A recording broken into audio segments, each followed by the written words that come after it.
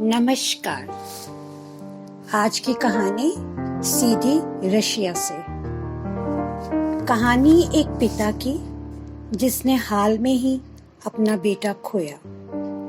उसके मन में गुबार है, उसके मन में परेशानी है, उसका मन दुख से भरा हुआ है। वो किसी से अपना दुख बांटना चाहता है, पर किसी के पास समय ही नहीं, कोई उसके दुख को सुनने के लिए तैयार ही नहीं। तो ये है कहानी ग्रीफ, दुख।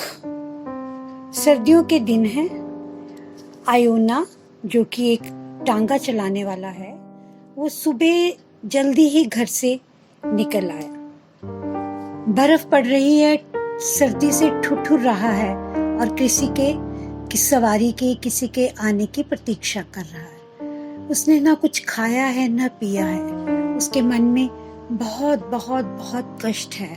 एक जवान बेटे को खोने का कष्ट उसके मन में चल रहा है। लेकिन गरीब आदमी है, अपना गुजर बसर करने के लिए काम धंधे पे आना जरूरी है।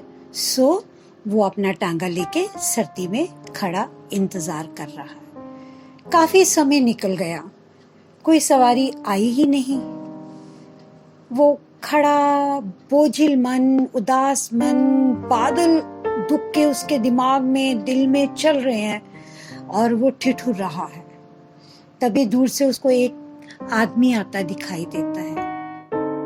अब वो आदमी एक अफसर था। रौबदार आवाज में उसने आयोना से अपने दफ्तर का पता बताया और बोला, जल्दी से मुझे वहां ले चलो। उसको गाड़ी में बिठाता है, भाड़ा तय करता है और निकल पड़ता है। क्योंकि उसके मन में बहुत परेशानियां चल रही हैं, दुख चल रहा है और कष्ट है, और उससे अपना घोड़ा जो है वो अच्छे से संभाला नहीं जा रहा, उससे गाड़ी अपनी अच्छे से चलाई नहीं जा रही। तो एक दो बार वो किसी के बीच बीच टकराता हुआ, और एक तो उसने गाड़ी वाले के साथ उसके घोड़े का मुंह ही लग गया। तो इस प्रकार से वो थोड़ा ढंग से गाड़ी नहीं चला पा रहा। अब अफसर जो था, जो गाड़ी में बैठा था, उसको मजाक करने लग गया। अब बोला कि लगता है तुमने आज ठोकरें और टक्करें खाने का ठेका लिया हुआ है। तो जब उस अफसर ने इस तरह से मजाक किया तो आयोना की भी हिम्मत बढ़ गई। आयोना को लगा कि मैं इससे अपने दिल की बात कर सकता हूँ। तो बोला, साहब आप जानते हैं, मेरा एक बेटा था, जवान बेटा था। वो चलो जल्दी गाड़ी चलाओ, आगे तुमसे गाड़ी ठीक से नहीं चल रही, अब तुम बातें करने लगे हो। ये कहकर अफसर ने उसको डांट दिया। मायूस हो गया, चुप हो गया आयोना और गाड़ी चलाने लग गया। और फिर जब उसका अफसर का मंजिल आ गई तो उसने वहां से उतरा, उसने पैसे दिए और आयोना फिर अपने दुख को अपने दिल में समाये अगली सवारी का इंतजार करने लगा। थोड़ी देर में 3 जवान लड़के जो कि शराब पिए हुए थे और खूब हंसी ठिठोली मस्ती कर रहे थे, तो उन्होंने उससे बोला कि हमें सिटी सेंटर ले चलो। उसने कहा, ठीक है आप बैठिए। और वो तीनों बैठने के लिए लड़ाई करने लगे कि पहले मैं बैठूंगा, तुम इस तरफ बैठो, तुम उस तरफ बैठो। और वो थोड़ी सी अभद्र भाषा का भी प्रयोग कर रहे थे। तो किसी तरह से उनको बिठा के अपना तांगा चलाने लग गया आयोना और उनसे बात करने की कोशिश करने लगा। लेकिन वो तो अपनी अभद्रता की सारी सीमाएं पार कर चुके थे और आयोना का दुख उसके मन में ही रह गया। वो फिर अपनी बात नहीं कह पाया। इस तरह से थोड़ी देर बाद 3 औरतें बैठी, वो अपने घर की, परिवार की इधर उधर की चुगली निंदा करती रही, जिससे भी आयोना ने दिन भर ना उसने कुछ खाया ना पिया, और जिससे भी दिन भर उसने अपना दुख बांटना चाहा, किसी ने आराम से, किसी ने डांट के और किसी ने बेरुखी से, सब ने उसको मना कर दिया। किसी ने उसका दुख नहीं सुना। भूख से बेहाल, गम से बोझिल आयोना अपने अस्तबल में वापस आया।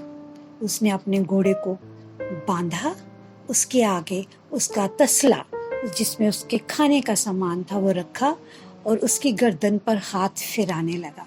बोला, तुम्हें पता है तुम्हारा मास्टर आज कितना उदास है, कितना दुखी है। तुम्हें तो पता ही है मेरा जवान बेटा मर गया है, इस दुनिया से चला गया। वो मुझे अब कभी कभी नहीं मिलेगा। मैं बहुत दुखी महसूस कर रहा हूँ। तुम तो समझते हो ना, तुम्हारे मालिक का बेटा था, तुम्हारा अपना था, और घोड़ा भी गर्दन हिलाता जा रहा है, हिलाता जा रहा है, हिलाता जा रहा है, और दोनों की आंखों से आंसू बहते जा रहे हैं, बहते जा रहे हैं, बहते जा रहे हैं। उस दिन ना तो आयोना ने खाना खाया और ना ही उसके घोड़े ने खाना खाया। तो ये थी कहानी जो मैंने आपको शॉर्ट में सुनाई, छोटी करके सुनाई। कहानी बहुत बड़ी है। तो यही आज की कुछ स्थिति है। हमारे पास एंडलेस लिस्ट ऑफ फ्रेंड्स है, लेकिन शायद से हमारा दुख समझने वाला कोई नहीं है। किसी को अपना दुख सुनाओ तो उसको लगता है भाई इसका दुख तो कोई दुख ही नहीं है, मेरा दुख से इससे कहीं बड़ा है। तो इस प्रकार कोई किसी के दुख को नहीं समझता। तो चलिए हम कम से कम आज एक मन में ये प्रण बनाते हैं कि अगर कोई हमसे अपने दिल का गुबार, कोई अपने मन की बात शेयर करना चाहेगा तो हम पेशेंटली अपने मन से उसकी बात को सुनेंगे। कुछ इस कहानी से एक सीख तो ले लें। ये थी कहानी ग्रीफ और ये थी मेरी जुबानी। अगर आपको अच्छा लगता है कहानी सुनना तो आप प्लीज मेरे चैनल को लाइक, शेयर एंड सब्सक्राइब करें। धन्यवाद।